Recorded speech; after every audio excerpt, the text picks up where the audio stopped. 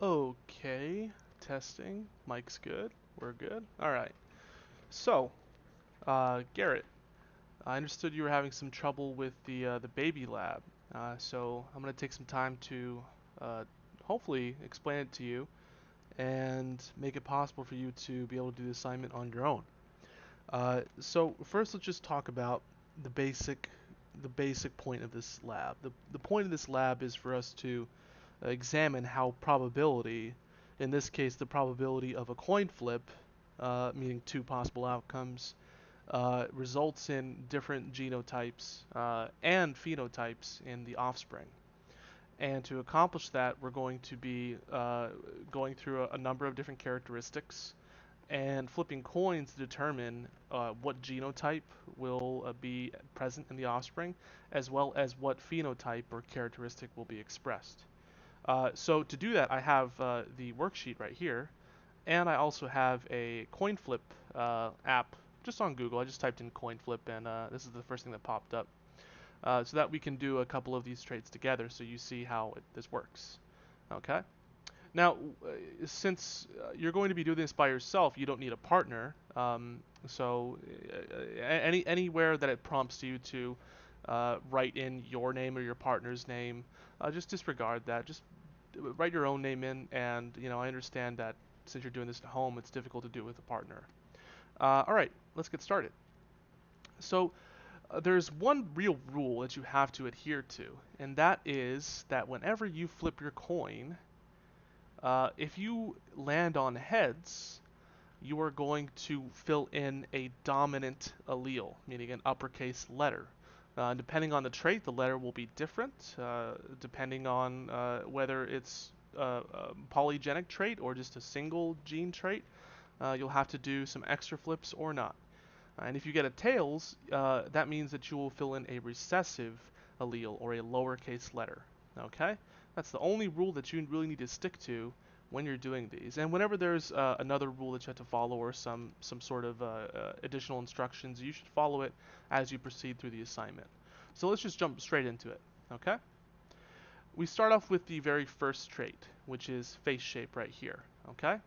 Now remember, every single person has two parents, and those two parents each contributed alleles to the genotype for a specific gene, meaning that one parent contributed an allele, and the other parent also did to make a genotype. So for every single one of these traits, you're going to be flipping your coin at least two times, one for each parent. So let's go ahead and jump in and do the first one. I'm going to go ahead and flip the coin. Okay, it landed tails, right? So if it lands tails, you can go ahead and write a tails here if you want to, just to keep track of it. Um, but you don't have to, all right? I just do it so people can see which side of the coin correlates to which allele. And let's do it again. So let's flip one more time. As remember, at least two times for each parent. Okay, heads. So my second flip was heads. Perfect. Now what I do? Well, uh, I have to fill in the appropriate allele according to the which side of the coin I landed on. So because tails is always going to refer to a recessive allele, I got to look and see which one of these is the recessive allele. Okay, how do I tell which one's the recessive? Whichever letter is lowercase. Okay, the letters they use for the alleles will be in the parentheses next to the phenotype or what that trait will look like, right? In this case, our two different phenotypes are round. You can have a round face shape, or you can have a square face shape.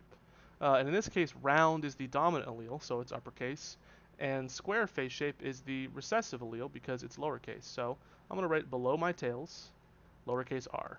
Okay? And the second coin flip was a heads, so I'm going to write the dominant allele here. Okay? Now, let's go ahead and pretend that we finished everything, and we're going to start filling out the information in our table on the very last sheet. Okay? Now, I'm going to go down here to my table, and they'll all match up. So the first entry in the table will be the face shape, which is the first trait that we looked at. Okay? Now, the first flip, I'm just going to go ahead and say that the mother's gene is flip 1, and the father's gene will be flip 2. Okay, and you could do it either way you want, but I mean, it just makes sense going 1, 2. Since mothers is the first one listed, that's flip 1, and fathers is flip 2. Okay, so the first flip was a tails, right? You're not going to write tails here. You're going to write the allele that the mother contributed. Remember, we flipped the tails first, so the mother's gene, or flip 1, gave us a recessive R allele. Okay, and the second one was heads, so that gave us a dominant R allele. And now we got to write the genotype. Well, the genotype is just the combination of these alleles together. Now, don't write it. Don't write it like this. Okay? I know people want to write it in order that they flipped it, but remember, Mr. Holden hates it when people write the recessive allele before the dominant allele. So, regardless of the order that you flipped it in, make sure that when you're writing a genotype, if you have an uppercase and a lowercase letter in any genotype, write that uppercase dominant allele first. Okay? So there's your genotype. All right. What is the phenotype? Okay. What is the phenotype? Remember, the phenotype is the actual expression of that trait. What that offspring is going to look like as a result of this particular genotype. Okay. Now, you should remember from our lessons on simple, well, just our introductory lessons on genetics, we understand patterns of simple dominance. We know that dominant alleles, when combined with the recessive allele, will always display the dominant traits. That's in patterns of simple dominance, okay? So because we only have two options, a dominant trait or a recessive trait, if our genotype includes the recessive allele, then that particular dominant trait will be the one expressed. So I have a dominant allele in my genotype, so that dominant trait, the round face shape, will be the one expressed. Okay, I'm going to go down here. My phenotype is round. And there we go. We just did one. Let's go and look at some specific examples here, because there's going to be some additional rules, like I said, that you're going to come across as you go through this assignment. So let's skip over to the chin. There we go, chin. Oh, it's the very next one. Awesome. So the next trait that we're looking at is chin, right? And we are going to examine the trait of prominence, so chin prominence, right? And we have two different possible phenotypes. We have a very prominent chin, which is going to be our capital V allele, and our recessive, less prominent chin gene, which is going, or sorry, chin allele, which is going to be a lowercase v. Okay, so let's flip the coin. Remember, two flips, at least two flips for each trait. We got a tails. Okay, let's do it again. Another tails. Okay. Oh, whoops. Oh, never mind. I'm writing the what outcome I got. So I got two tails, right? And because tails in the very beginning was established that tails is always going to be a recessive allele, that means that I got two recessive alleles here. Okay, so two lowercase v's.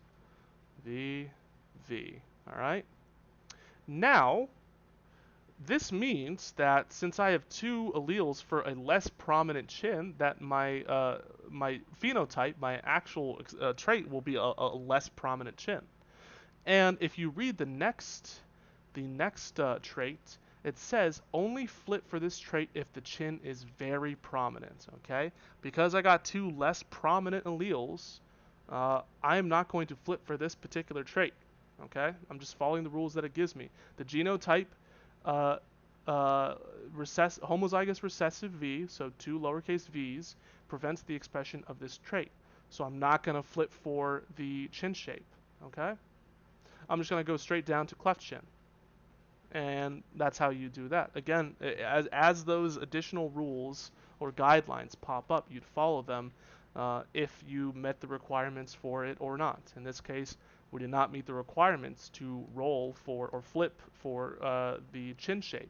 Okay, so let's go ahead and fill out this information on the table below. Very bottom, we go down here.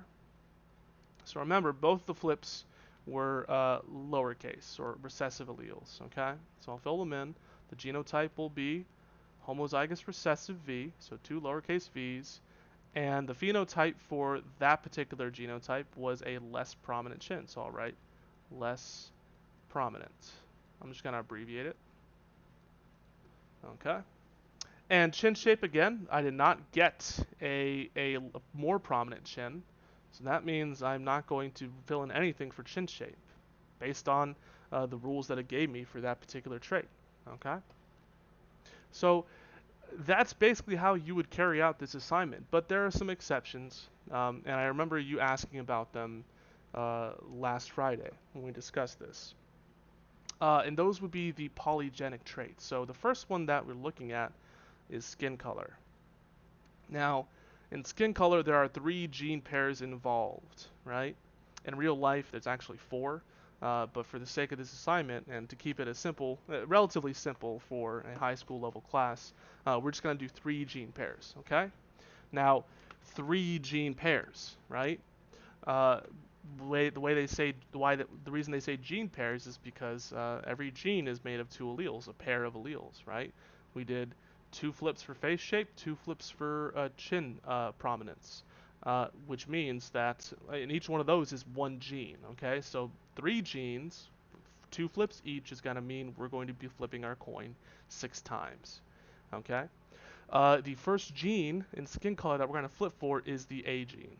Okay. And then the second one will be the B genes. Okay, so we'll do two flips for A, two flips for B, and the last we'll do two flips for the C genes. Okay, so let's go ahead and get started. Here's my coin. I'll flip. Okay, I got a heads. I'll fill this in right here. Heads. Try to give myself as much space as possible. Let's flip again. I got a heads again. Okay. Flip again. Those are the A genes. Actually, you know what? I'll stop here and we'll do the A genes right now. So I got two heads for the A genes. Now you're probably wondering, what allele do I use for the A genes? Well, we should probably use A. Since they called it the A gene, it makes sense to use a uppercase and lowercase a. All right, and remember, heads corresponds to the uppercase or dominant allele for that gene. So we're going to put two capital A's right below. And we've done our A genes. Perfect. Okay. Let's go ahead and do it again. But this time we're doing it for the B gene. So I'm going to go ahead and flip my coin. First flip for the B genes, tails. Okay. I'll flip it again. Heads. All right. Now we've done the B genes, okay? So remember, the tail stands for our lowercase recessive alleles. So we're going to write a lowercase b here. And the heads is dominant, so we'll write a capital B. Boom. So far, so good. Let's do the C genes now.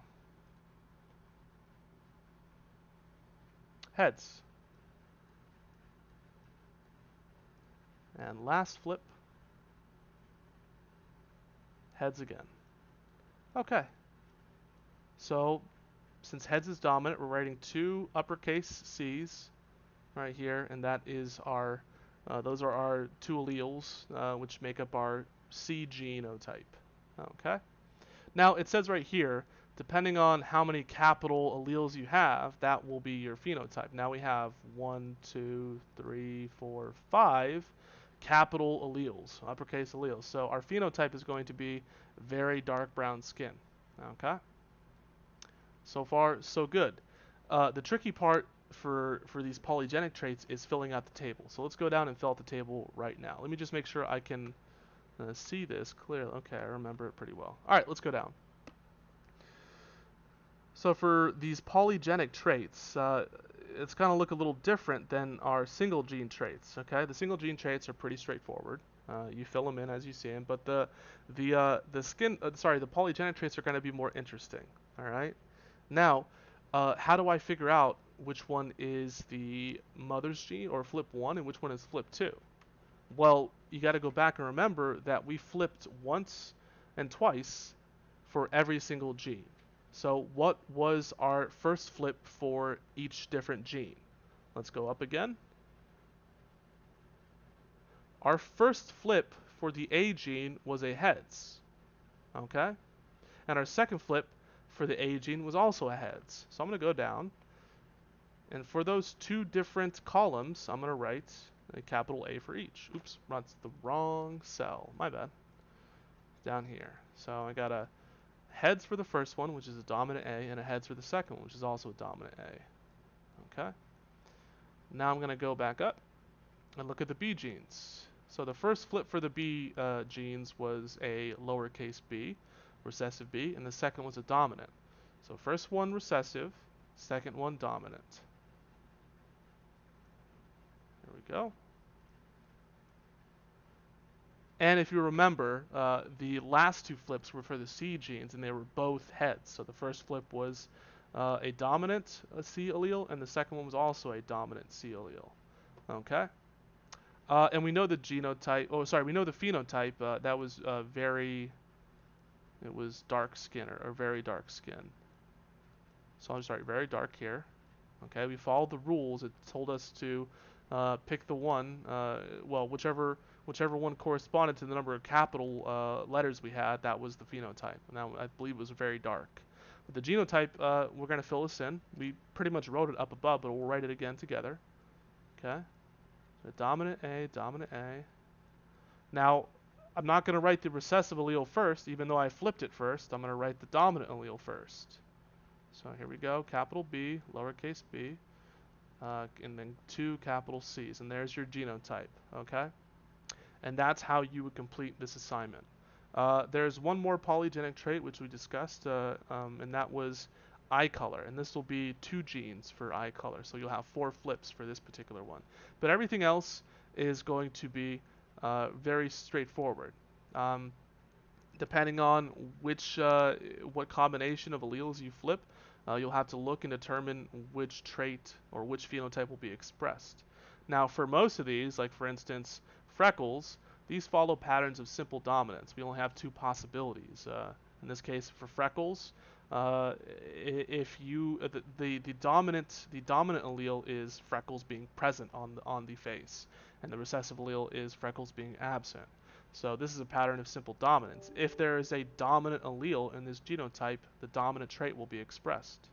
Okay, but there's other ones here too that follow other patterns of inheritance, right? So for instance, nose is going to follow a incomplete dominant pattern of inheritance. Okay, so no longer are you going to assume that just because we have a dominant allele that's the trait that's going to be expressed. If we have a heterozygous genotype, meaning if we have a dominant allele and a recessive allele in our coin flips, then we'll have this specific phenotype. Okay, so remember your patterns of inheritance. Remember what heterozygous, homozygous dominant, and homozygous recessive mean. That'll make this assignment a little easier. Homozygous dominant means 2 dominant alleles. Homozygous recessive means 2 recessive alleles. And heterozygous means 1 of each. And that's pretty much straightforward. And there's only a couple traits that'll have that incomplete dominance pattern of inheritance. Okay? Well, maybe 3. Okay. 4, sorry. So, proceed, just go one at a time. Make sure you have a coin handy or use an app, and just do it one at a time and fill in the information, in the boxes there to help keep track of it. Write down whether you got heads or tails in the right order, so that way you can fill out your chart at the bottom quite easily. And once you're done with this entire table, you will need to draw a portrait of this particular person with all of the genotypes, with all of the characteristics that you ended up acquiring during your little lab coin flip experiment. Okay, so take your time with it. It can be tricky, maybe tedious, but once you get the hang of it, I think you should be able to do it quite easily. Okay? Alright. That's it for now. I'm signing out.